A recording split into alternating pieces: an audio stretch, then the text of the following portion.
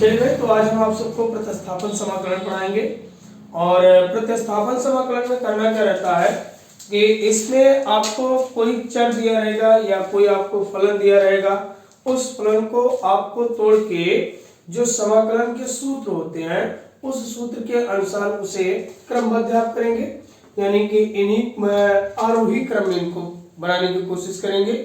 और ये जब आप इसको आरोही क्रम में बना ले जाएंगे या किसी सूत्र के रूप में आप उसे बदल ले जाएंगे, तो उसके बाद आपको क्या करना भाई कि आपको इसमें प्रतिस्थापन का मतलब होता है सब्स्टिट्यूशन, और ये आपका है मतलब आप उस फलन को टी मानेंगे।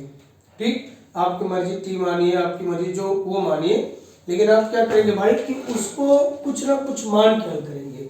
आप कुछ मान लेंगे ताकि वो आपको एक समाकलन फॉर्म में आ जाए, और जब वो समाकलन फॉर्म में आएगा तब आप उसको हल करना चालू करेंगे।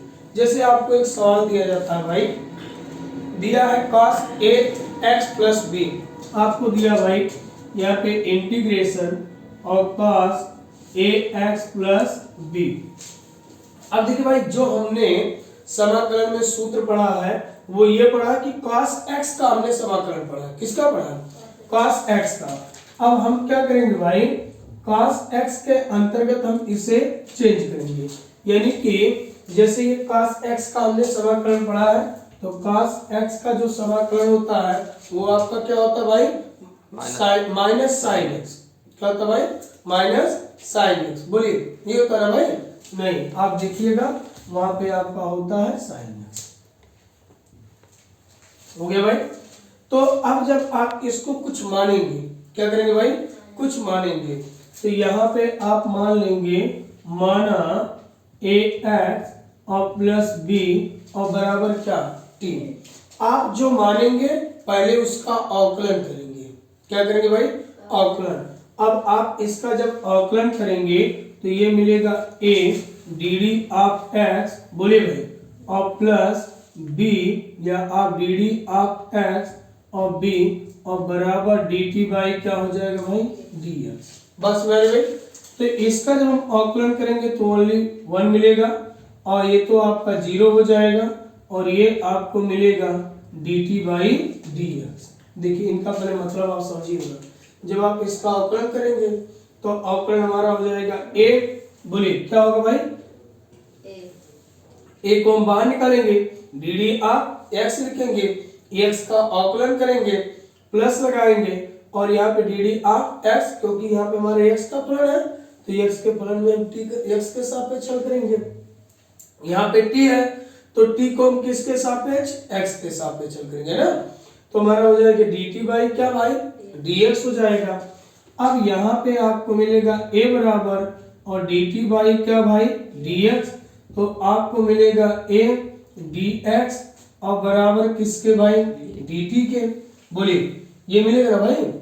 अब इस मान को लाके हम यहाँ पे रखेंगे, तो इंटीग्रेशन लगाएंगे, और cos इस पूरे पद को हमने क्या माना है, t माना है, और इनटू, बोलिए भाई, इनको अगर हम पक्षांतर कर दें तो हमें मिलेगा भाई dx बराबर 1/a, और ये मिल जाएगा dt, यानी कि यहाँ लिखेंगे 1/a और ये हमारा हो गया dt।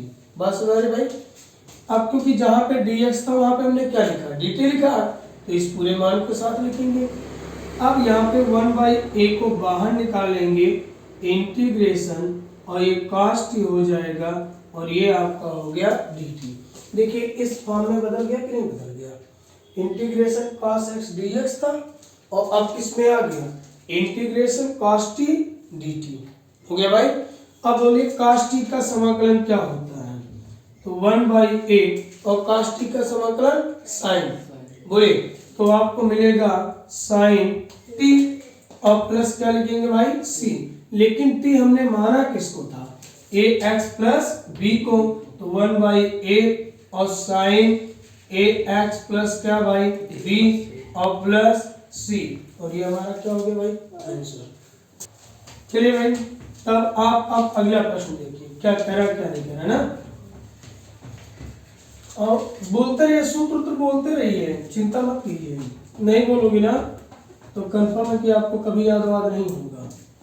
इसलिए साथ में बोलते रहिए, जहां सूत्र की आवश्यकता है हम बोले तुरंत उसको बता दीजिए, मतलब साफ है। चलिए भाई, अब आपका अगला सवाल क्या कह रहा है, इंटीग्रेशन ax प्लस बी ए पावर n dx। देखो भैया ये है इंटीग्रेशन, यही है ना, इंटीग्रेशन ax प्लस बी और ए पावर n और dx। बोलिए हाँ या ना। चलिए भैया, अब क्या करेंगे, इसको हम किसी ना किसी तरीके से कोशिश करेंगे कि ये समाकलन के फॉर्म में बदल जाए, मतलब एक समाकलन के रूप में। तो हमने समाकलन का जो रूप पढ़ा है वो इंटीग्रेशन x पे पावर n dx पढ़ा है, बोलो पढ़ेंगे। तो क्या करेंगे भाई, इसी रूप में हम बदलने की कोशिश करेंगे, बस ना रे। हम क्या करेंगे भाई, यहाँ पे मान लेंगे, माना ax प्लस बी और बराबर का t, जानते हो क्या चीज मानेंगे बार बार, है ना। अब t मान लिए, अगर हम t मान लिए तो इसका अवकलन करेंगे तो a dd of x plus dd of x b और बराबर dt बाई क्या हो जाएगा भाई dx, dt बाई क्या हो dx। इनका तो काम खत्म, ये आगे 1 और ये आगे 0 और ये आपको मिल गया dt बाई क्या dx, सिर्फ अवकलन किया भाई। इनको हम क्या करेंगे भाई, dx बराबर 1 बाई a और ये आपको मिल गया dt। अब ना समझ में आया तो ऐसे देख लो भाई, भाग में इधर जाके गुणे में, तो ये dx और बराबर किसके dt के, ये गुणे में तो इधर यहाँ पे क्या होगा भाग में। इतनी बात समझ आ रही भाई, ये आपका हो गया। हमने इस पूरे पद को क्या माना, t माना, तो यहाँ पे अगर t माना तो हम लिखेंगे इंटीग्रेशन, बोले भाई ax और प्लस b के स्थान पे लिखेंगे t पे पावर n, बोलिए। और dx था ना भाई, तो लेकिन dx के स्थान पे अब क्या लिखेंगे 1 बाई a और यहाँ पे लिख देंगे dt, बस में आ रही भाई। क्योंकि आपको पता है कि dx बराबर हमको यही मिला 1 बाई a dt, बोलिए। तो यहाँ पे हमने रख दिया, 1 बाई a को बाहर निकाल लेंगे भाई, इंटीग्रेशन और t पे पावर n और ये आपका हो गया dt, बोलिए। तो अब आपको मिल गया भाई 1 बाई a और इनका क्या करेंगे, समाकलन करेंगे। तो हमको पता है x पे पावर n का जो समाकलन होता है वो x पे power n plus 1 by n plus 1 होता है, बोलिए होता है भाई। यहाँ पे क्या हो जाएगा, तो 1 बाई a इंटू t पे पावर n प्लस 1, बोलिए भाई t पे पावर क्या हो जाएगा n प्लस 1 और बाई n प्लस 1, इतनी बात समझ आ गई। और प्लस क्या लगा देंगे भाई c, तो 1 बाई a और इंटू t हमने माना किसको था ax प्लस b और पे पावर n प्लस 1 और बाई n प्लस 1 और प्लस क्या c, तो आपको मिलेगा 1 बाई a, ऐसे बटे मिलेगा ना भाई, एक का कोई मतलब नहीं है। हो सकता है आपको आंसर यही दिया हो, या आपको दिया हो ax प्लस b पे पावर n प्लस 1 और a इंटू n प्लस 1 और प्लस c, बस में आ रही भाई। अब आप इसकी फोटो कॉपी कर सकते हैं। चलिए भाई, अब आप अगला सवाल देखिए, इंटीग्रेशन e पे power 3x plus 5, integration e पे पावर 3x प्लस 5 और ये आपको भाई दे दिया है dx, बोलिए यही है ना भाई। अच्छा, पर बोला पर भाई कोई दिक्कत नहीं है। तो यहाँ पे हम क्या करेंगे भाई, माना, बोलिए हमने पहले बताया ना कि हमने जो समाकलन पढ़ा वो e पे पावर x का पढ़ा है, बोलिए। तो हमें इसी फॉर्म में लेकर आना है, और जब तक उस फॉर्म में नहीं आएगा तब तक हम उसको हल नहीं कर सकते, बस में आ रही है। तो अब यहाँ पे माना 3x प्लस 5 और बराबर क्या 3। अब जिसको हम मानते हैं उनका पहले अवकलन करते हैं। हम इनका अवकलन कर दिए 3dd ऑफ x, बोलिए भाई x हो गया, और प्लस 5dd ऑफ x 1 हो गया, और बराबर dt बाई क्या मिल गया भाई dx। इतनी बात समझ आ रही है, बोलिए क्या मिल गया भाई dt बाई dx। अब आप इनका जब यहाँ पे आप भाई 1 चाहे लिखे चाहे 5 लिखे कोई दिक्कत नहीं है, तो ये 3 इंटू 1 हो जाएगा, इसका कोई मतलब नहीं है, और प्लस 0 हो जाएगा, और ये dt बाई क्या हो जाएगा भाई dx। तो ये आपको 3 dx बराबर हो जाएगा dt, और ये dx बराबर 1/3 क्या मिलेगा भाई dt। इतनी बात समझ आ रही है? बोलिए। अब यहाँ पे अगर इतनी बातें आपको समझ आ रही भाई, तो अब आप क्या करेंगे, इस dx का मान आप अगर इसे समीकरण 1 माने या ना माने कोई दिक्कत नहीं है, रहने दीजिए ना, और ये आपका है dx। चलिए भाई इंटीग्रेशन, अब आपको मिल गया e पे पावर t, और dx के स्थान पे क्या लिखेंगे 1/3, और ये मिल गया dt। क्या करेंगे भाई, हम 1/3 को बाहर निकाल लेंगे, और इंटीग्रेशन e पे पावर t हो जाएगा, और ये आपको मिल जाएगा dt। बस वेरी गुड। अब यहाँ पे क्या होगा भाई कि इसका हम सब समाकलन करेंगे, बोलिए। तो इसका जब समाकलन करेंगे तो 1/3 और e पे पावर t का और मतलब अवकलन और समाकलन दोनों एक होता है, यानी कि e पे पावर हो जाएगा t, और प्लस क्या भाई c, हमने माना किसको था t, 1/3 e पे पावर 3x प्लस 5 और प्लस क्या भाई c, और ये हमारा क्या हो गया भाई आंसर, नोट कीजिए। Integration x square dx by और रूट में x प्लस 2, और बस इतना ही लिखो ना भाई, ये आपका है dx। अब इनको जब हम हल करना चालू करेंगे तो सबसे पहले देखेंगे कि यार ये किसी के फॉर्म में बनना नहीं बनाना भाई, क्योंकि भाग का तो कोई समाकलन का सूत्र नहीं होता। तो हम क्या करेंगे, यहाँ पे मानेंगे, माना x प्लस 2 बराबर क्या भाई t। अगर x का मान निकाल लेंगे तो यहाँ पे x स्क्वायर का आंसर डायरेक्टली हल कर लेंगे। तो यहाँ पे आपको मिल जाएगा x बराबर और t माइनस क्या भाई 2, इसको आप मान लीजिए समीकरण 1, ना मानिए कोई दिक्कत नहीं, लास्ट में रखना वहीं पे है, कोई खास मतलब नहीं है। ये हो गया भाई। अब आप इसका अवकलन करिए, तो dx बराबर dt, और यहाँ पे पता भाई कि इसका माइनस क्या हो जाएगा 0, और आपकी अगर मर्जी हो नहीं हम ऐसे करेंगे 2 dt x 1, तो 1 का जब 0 होगा तो 0 में 2 से गुणा करेंगे तब भी क्या आएगा 0, तो कोई मतलब नहीं है, डायरेक्टली आप उसे 0 रखिए, जैसे इसके पहले वाले में हमने 5 को कर दिया था, उसका कोई मतलब नहीं है। अब यहाँ देखिए भाई जो हमारा dx वो किसके बराबर आ गया है dt के, बोलिए जो हमारा dx है वो किसके बराबर है dt के। अगर dx dt के बराबर है तो यहाँ पे क्या करेंगे भाई इंटीग्रेशन और t-2 का होल स्क्वायर और बटे रूट में t, और ये आपको मिल जाएगा dt। इनको जब हल करेंगे भाई तो इंटीग्रेशन ये मिल गया a माइनस बी का होल स्क्वायर, तो a स्क्वायर और प्लस b स्क्वायर और माइनस क्या भाई 2ab, तो 2 इंटू टी इंटू 2 हो गया भाई, और बाई आपको मिल गया रूट का मान 1/2, और ये आपको मिल गया भाई dt। इतनी बात समझ आ रही भाई।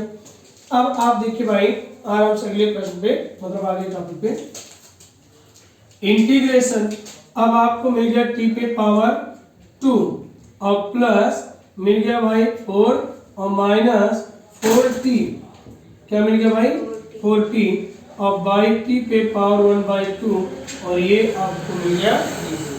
हम क्या करेंगे, अब इनको अलग अलग तोड़ देंगे, यानी कि पहले लिखेंगे इंटीग्रेशन और t पे पावर 2 और बाई 1/2, और ये हमारा हो जाएगा dt।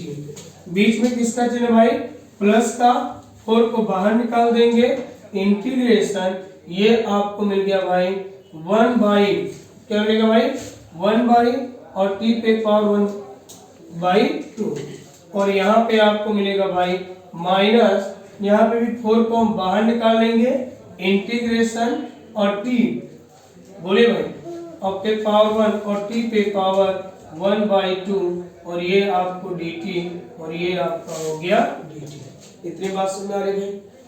अब यहाँ पे क्या करेंगे भाई इंटीग्रेशन इनको ऊपर ढकेलेंगे, तो ये आपका हो जाएगा 2 माइनस 1/2, और ये मिल गया dt। इसका चिन्ह भाई प्लस का 4 इंटू और t पे पावर माइनस 1/2 dt हो जाएगा भाई, और ये माइनस 4 इंटू इंटीग्रेशन टी पे पावर 1 माइनस 1/2 और ये आपका हो गया dt।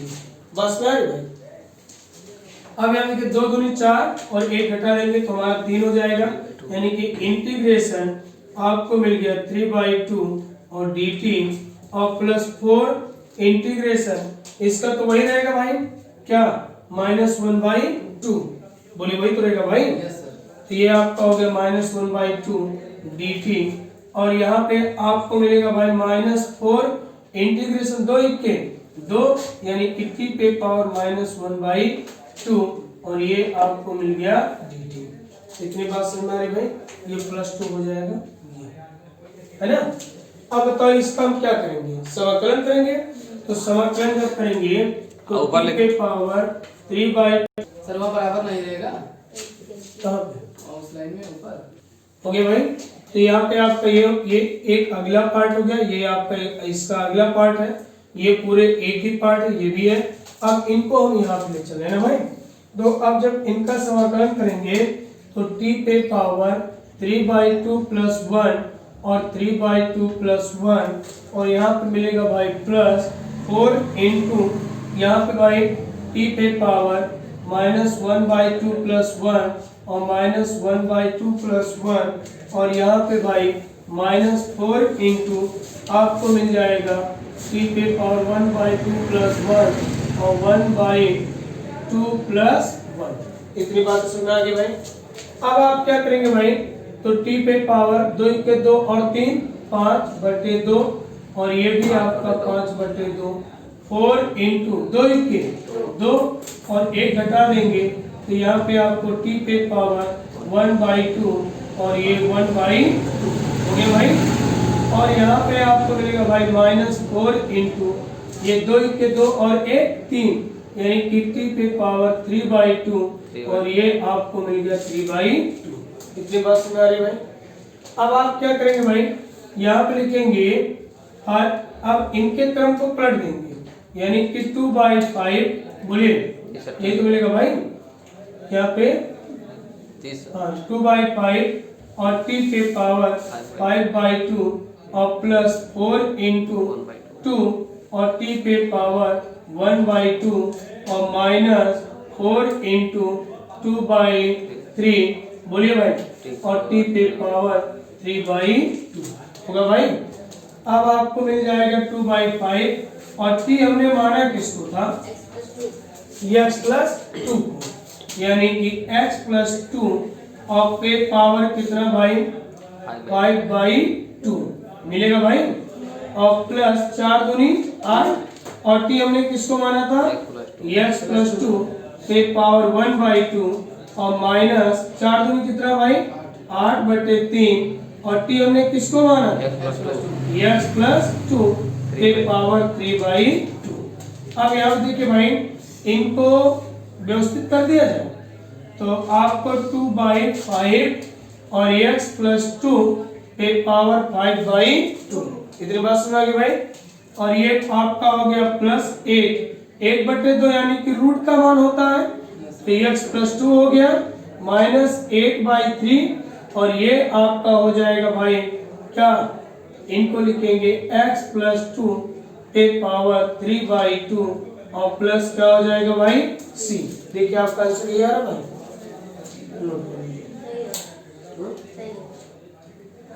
आपको अगला सवाल क्या कहा है, इंटीग्रेशन रूट में ये आपका इंटीग्रेशन का सिंबल भाई ये मत सोचिए कि ये गलत है, दोनों सही है। और 2x - 3 ये आपको दिया। अब भाई ऐसा तो हमने सवाल मतलब ऐसा सूत्र पढ़ा नहीं है तो हम क्या करेंगे भाई इसमें मानेंगे माना 2x - 3 और बराबर क्या भाई t। अगर 2x - 3 बराबर हमने t मान लिया भाई तो अब क्या करेंगे इनका अवकलन करेंगे तो ये हमें मिल जाएगा 2 और ये मिलेगा dt/dx डायरेक्टली कर देना भाई। और यहाँ पे मिल जाएगा dx बराबर 1/2 और ये आपको क्या मिल गया भाई dt। इतनी बात समझ आ रही आपको पता भाई कि ये हमारा इंटीग्रेशन हो जाएगा और ये dx था। अब ये मिल जाएगा t पे पावर 1/2 dx के स्थान पे लिखेंगे 1/2 और ये क्या लिख लेंगे भाई dt। 1/2 एक कांस्टेंट है तो इसको बाहर निकाल देंगे और t पे पावर 1/2 और ये आपको मिल गया dt। बोलिए तो 1/2 और t पे पावर 1/2 प्लस 1 और 1/2 प्लस 1 हो गया भाई। हमने इसका समाकलन कर दिया तो हमें मिल गया 1/2 और t पे पावर 3/2 यहाँ पे 3/2 इनके क्रम को पलट देंगे तो 1/2 और 2/3 और t पे पावर आपको 3/2। देखो भाई ये 2 और ये 2 कैंसिल तो 1/3 और t पे पावर 3/2। t हमने माना किसको था भाई इसी को ना, तो यानी कि 1/3 और कोष्टक में 2x माइनस 3 के पावर 3/2 और प्लस क्या भाई c और ये हमारा क्या हो गया भाई। अब आप इससे नोट कर लीजिए भाई। हो गया छुट्टी।